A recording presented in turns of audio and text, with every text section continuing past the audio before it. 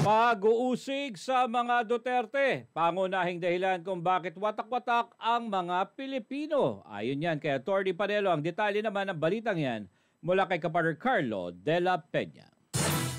Ipinahayag ni dating Chief Presidential Legal Counsel Atty. Salvador Panelo na ang pagkakahati-hati ng sambayan ng Pilipino ay bunsod ng ginagawang political persecution laban sa pamilya Duterte, gaya ng binigyan diin din ni Davao City Mayor Sebastian Baste Duterte. Ito ay sa ilalim ng pamumuno ng Administrasyong Marcos Jr. Kaya nagkaroon ng pagwawatak-watak dahil nga pinuntiryan nila ang pagbagsak sa pagtanggap ng tao sa mag-amang Duterte.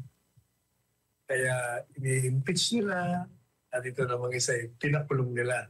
Hindi lang daw ang paninira sa mga Duterte ang dahilan ng pagkakawatak-watak, kundi pati na rin ang kabiguan ng kasalukuyang administrasyon na tugunan ang mga pangunahing problema ng bayan. Kabilang dito, ang patuloy na pagtaas ng presyo ng bilihin, kakulangan ng trabaho, mabagal na serbisyong medikal at ang kawalan ng konkretong hakbang para sa pagbabawas ng kahirapan at pagpapalakas ng infrastruktura. Sa usapin naman ang posibleng reconciliation sa pagitan ni Pangulong Ferdinand Marcos Jr. at Vice President Sara Duterte, iginiit ni Panelo na ang tunay na pagkakasundo ay nangangahulugang pagbabalik sa dating magandang relasyon ng dalawa.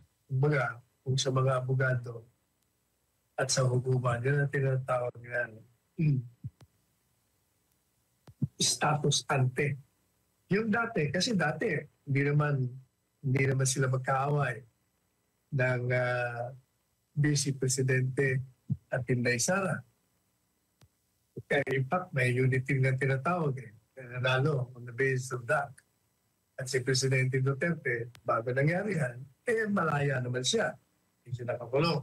Binigyan din ng dating opisyal na kahit walang mga kondisyon ay dapat maintindihan ni Marcos Jr. na kalakip ng pagkakaroon ng reconciliation ay dapat ibalik sa dating sitwasyon ng kalagayan ng mga Duterte. Umaasa naman si Panelo na sa kabila ng mga tumitinding hidwaan sa politika ay maibabalik pa rin ang pagkakaisa ng mga lider para sa kapakanan ng bayan. Para sa Diyos at sa Pilipinas kong mahal, Carlo de la Peña, SMNI News.